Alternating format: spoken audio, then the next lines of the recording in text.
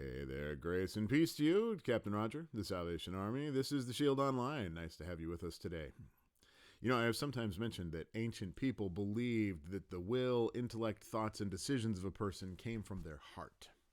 Feelings, they thought, must surely live within a person's intestines. When you feel something, it is in that space around your guts that the twisting pangs of emotion are their sharpest. And because I have never really matured past the level of a schoolboy, I find it hilarious when I am reading from a passage in the Gospels and it says in Greek that Jesus' bowels moved on a crowd. It's not really funny. Quite the opposite, really. It means that something was happening with them that he could feel so acutely. It was as if someone had run a sword through his stomach and was twisting it. His bowels moved. If you've ever broken a bone and went through the pain of having it set and held in place while it heals, followed by the weeks of recovery after it does, then every time you see someone else in a cast or a splint, there's that memory shard of that ache inside of you. You see their pain and you feel it. Your bowels move for them. Now, this is empathy, and it often turns into action. When I was regularly doing street feeding in San Francisco, bringing sandwiches to people who might not have had a meal that day or sometimes for several days, I would regularly see people who were starving take what they were given and divide it to share with others.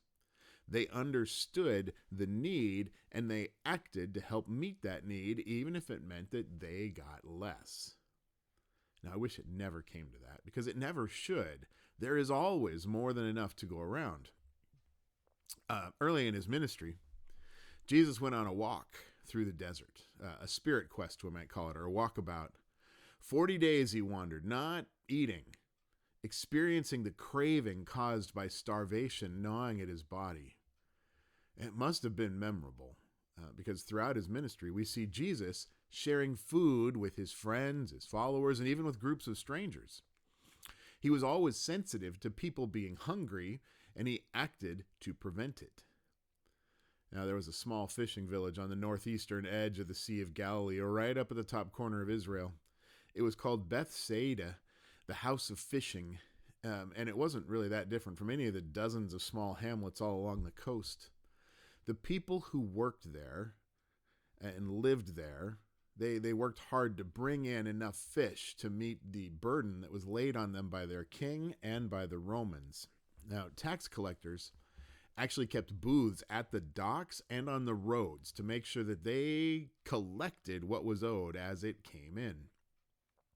If you were fortunate enough to catch 10 fish, one of those might make it home to feed your family. Now, if you got more, you might be able to trade one or two for some grain that you could use to bake the round loaves of flat bread, which was sometimes all there was to eat. How ironic that the very people who brought in the tons of fish required to feed the nation often went hungry while others feasted on their catch. Jesus, he traveled and taught, as was the habit of many rabbis in those days. People followed him from place to place to hear what he had to say, to see what he did. Some went with him great distances, while others only came out a day or a few days' journey from their homes. And sometimes the crowds with him numbered just a few dozen, but other times they would swell to be thousands, many thousands of people. Jesus was an arena act. He was entertainment for people who had no books, radios, or televisions, and only occasional connections to people outside of their home settlement. I mean, people nowadays may take a week to go on a cruise or visit Disneyland or spend time camping. But in that time and place, it was traveling teachers and storytellers who drew the crowds when people could get away. Near larger cities, there would often be vendors with food for sale or households who would make their extra bread available to travelers for a price. In remote areas, like the region around Bethsaida, there were very few options, and the people who lived there had very little to share. Jesus had intended this particular trip to be a small retreat, just for he and the apostles, right? The 12 is what they're called sometimes.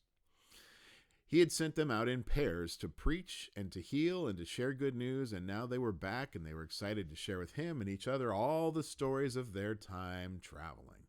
And Bethsaida seemed like a great spot because it was away from their usual hangouts, but not terribly far away, and it was familiar territory for several of the 12.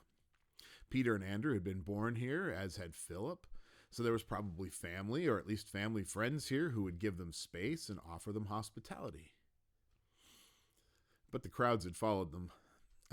Jesus and his people, they'd used their boats to try to slip away, sailing across Galilee, and it's a large lake, but it's not so large that people on shore couldn't just hurry along and keep track of the vessels sailing over it, if they chose to.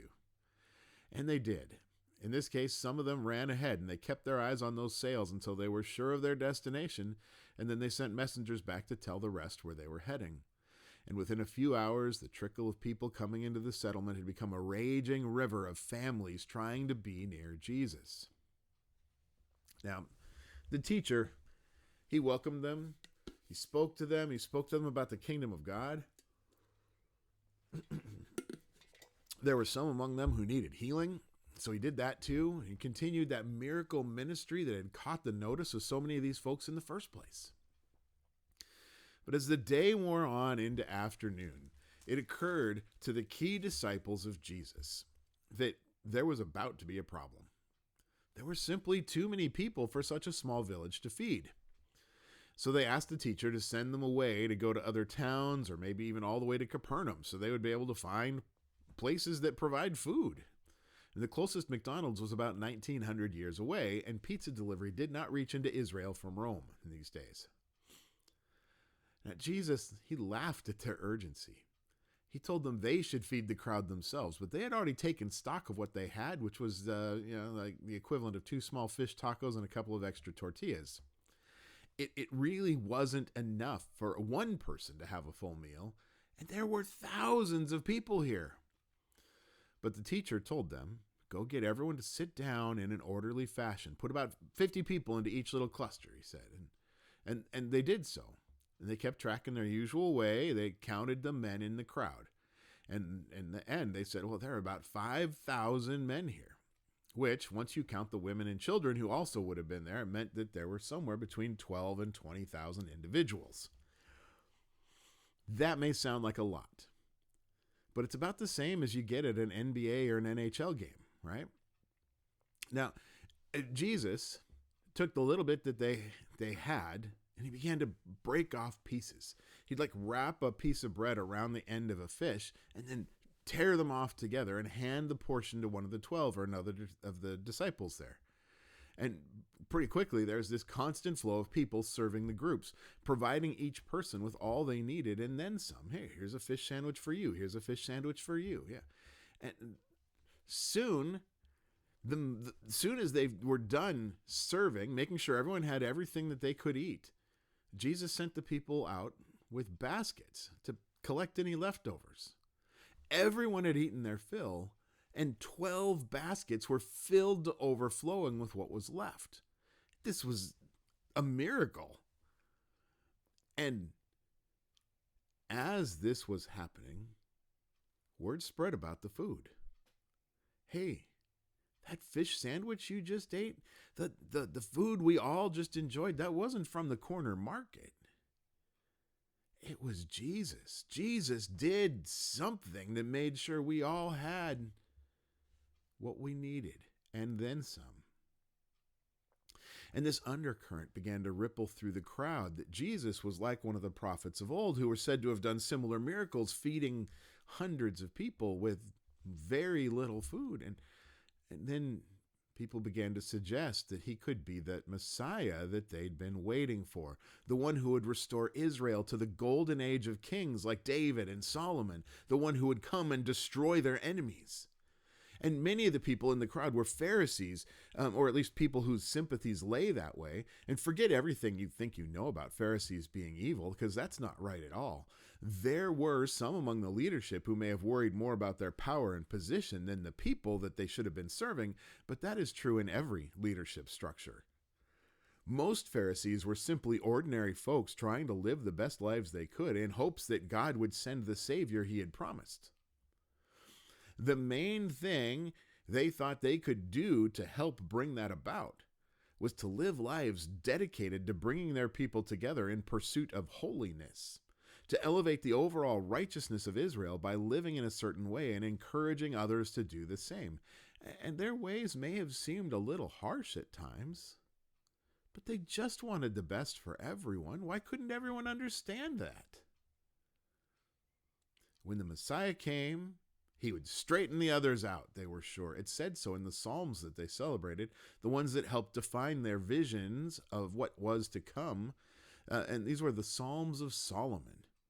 Now, these are not the Psalms you're going to find in the Hebrew Bible or the Old Testament in your Christian Bible, although they do sound similar in many ways.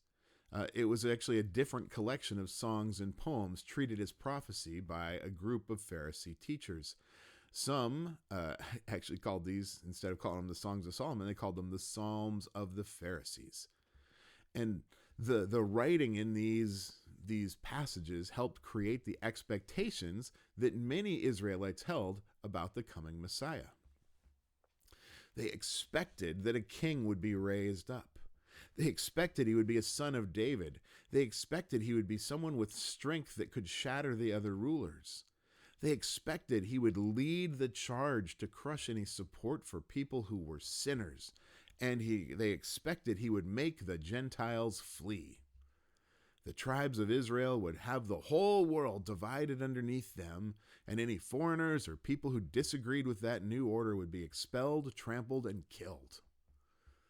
The psalmist refers to enemies as profane impurities to be purged with fire.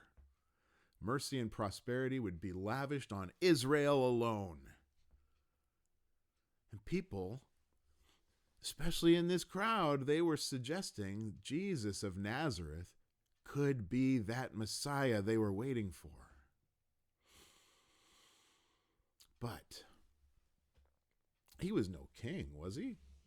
I mean, he preached in the desert like that madman John. And the people that he spent time with were questionable, to say the least. Most of them were poor. Many of them were sinners. He'd even been seen in the company of collaborators like tax collectors at times. And, possibly worse than all of that, he was known to cross out of Israel into Gentile lands and treat the people there just like they mattered as much as the children of Abraham did. But the things that he did and said and the way that people listened to him and followed him made it seem like he might be a prophet of some sort. Could he be the one? And those who were in that crowd that was fed at Bethsaida, they started talking about this to be a good time to start fighting back.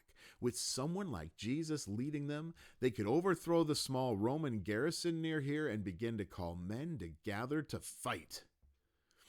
And as they considered their options, Jesus realized what was happening, and he pulled away from the group, disappearing up into the hills after telling his apostles he would meet them in Capernaum. And the danger of a rebellion in his name was averted by his disappearing, at least for the time being.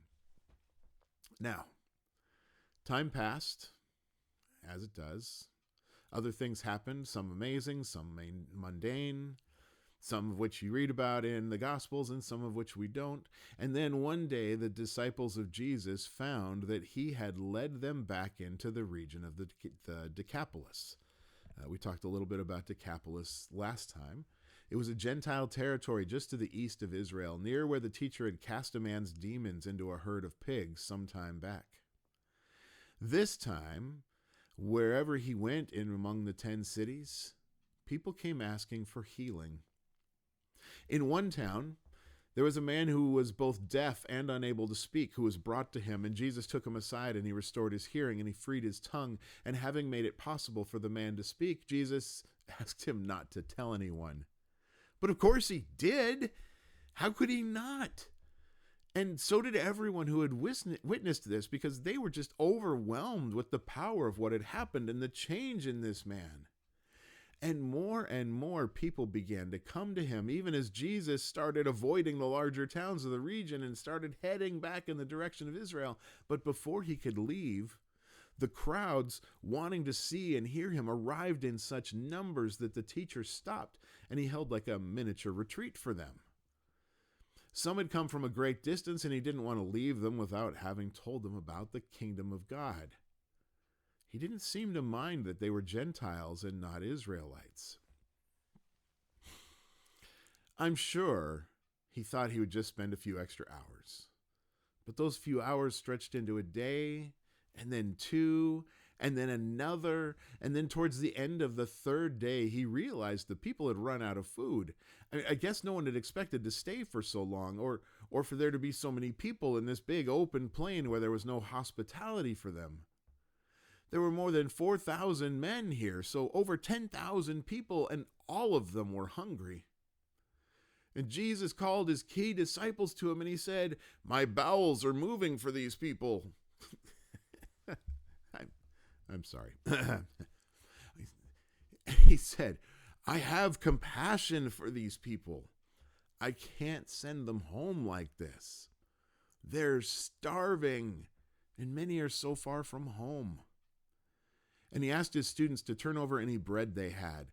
And they went through their packs and their bags, and they came up with 7 loaves and a small handful of little fish, like sardines, that remained in their packs. And Jesus thanked them. And he thanked God for providing food. First the bread. I get all excited and I get all hiccupy. Jesus thanked God for providing the food. And then first the bread. And then the fish. They were broken and they were handed out, and everyone there ate until they were completely filled. And just like before, there were leftovers. This time, 7 large baskets of leftovers. Then Jesus sent them home, and he got into the boats with his disciples, and they sailed due west until they landed in Israel, not far from Magdala. And as usual, news of his coming ran ahead of him, and there was a crowd already gathering when they landed. Now, I can't say if anyone had run ahead or sailed ahead, but I suspect that they had. This crowd was very much focused on getting Jesus to step up and do what they hoped a Messiah would do. They were ready to follow him right into the teeth of Rome if he would just do one little thing to show them that he was the one they had been waiting for. Show us a sign.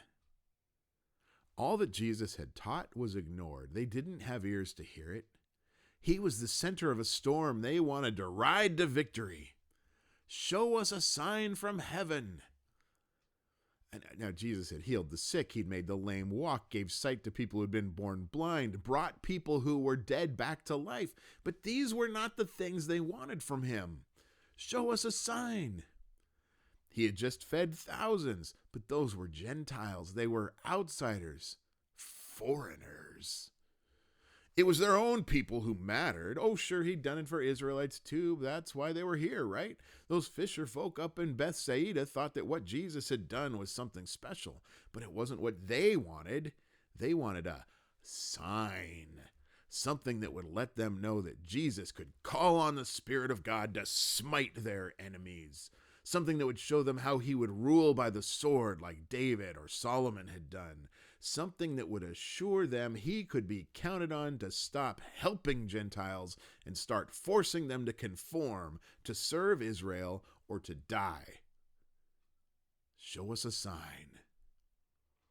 They only wanted to see what they wanted to see, and they couldn't bring themselves to see beyond their own anger, their own fear, their own prejudice. If Jesus was going to lead, they needed to see that he would lead where they told him to go. And Jesus looked at them with those eyes filled with compassion and empathy and said to them that they wouldn't recognize a sign if one bit them on the butt. He said, look, in the evening you say tomorrow's going to be a good day because the sky is red. And in the morning you say, oh, the sky is red. There's a storm coming. Isn't it great? You know how to interpret the way the sky looks, but you sure haven't figured out how to interpret what's going on in the world. And then he hopped into a boat and told his guys to put back out. And I think it's safe to say that Jesus was steamed. And as they sailed, it was obvious he was still stewing on this encounter, because they got out a little bit, and the teacher, like, he shook himself, like you do when you're trying to throw off a frustrating experience. And he said, just watch out for the yeast of the Pharisees and government ideas, which seemed to kind of come out of the blue. So his guys start whispering back and forth, trying to figure out what they had missed. And then the eyes of one got really big, and he said, yeast. Oh, he's ticked we didn't go get some bread because we're out after we used it to feed those folks in Decapolis. And the others were like all in for this, and they're like, oh yeah, that was probably it. Jesus is maybe a little hangry. We didn't get the bread that we should have got when we stopped there. And do you ever have one of those days where everyone is just completely missing your point about everything? That's how Jesus must have felt, because he picks up on this little discussion and he jumps right in. Why are you talking about not having any bread? Are you sure your brains are working today? Why aren't you picking up what I'm putting down? Do you think I'm talking about bread? When I fed the 5,000, how many basketfuls of leftovers did you pick up? 12? Yes. And when I fed the 4,000, how many baskets of leftovers? They were quicker this time. 7. Then Jesus said, do you still not get it? And now they did. now that he's pointed them in the right direction. Yeah, now they got it. Yeast makes bread rise, but it was also used as a symbol throughout the Hebrew scriptures. It was a symbol of corruption. Now we know that yeast is a kind of fungus that exists in our soil, our water, and the air. It lives on our bodies and those of the animals, and it gets into everything. I mean, the people were well aware of the fact that it got into everything, and everyone knew about its effect on dough. Even a tiny bit of yeast makes dough seem to grow. And once there is yeast in it, that dough will keep growing, and it will grow up and out of whatever container you put it in. It doesn't respect the limits people try to put on it. And that's what corruption is. It's something that grows to be outside of its proper boundaries. It's something that pushes out of where it should be. The sages compared unchecked yeast to pus escaping from a body instead of remaining inside the way that they thought it should. They said it was like a dead body in the world of the living. It was something that shouldn't be there. Now, in our world, we are meant to live and work and be in community, building one another up and helping one another to become all that we can be. And Jesus was teaching that this is what mattered. This is where our focus should be. And he lived it out. He helped Jew and Gentile alike. He fed the hungry. He restored the lost. He bid people to heal the world in every way they could. He pointed to teachings in the scriptures where God had said the same thing generation after generation. These are the boundaries he expected his followers to live within. These are the boundaries he expects everyone to live within. And those who seek domination, who seek wealth beyond what they need or superiority over others, they are outside the bounds set by Jesus. They are outside the bounds he says the Lord intends. Kings who rule by military strength, people who try to shatter other people, those who crush support or opportunity to offer support to those in need. These are all out of bounds. And so are those who reject or refuse outsiders, who seek to keep their tribe from mingling with other tribes. The world isn't meant to be ruled by fire, and those we define as enemies are not profane or impure. These are the views of the Pharisees and of the governing powers, and they are outside the bounds of God. Those views corrupt. They are like leavened dough growing out of its container when left unchecked.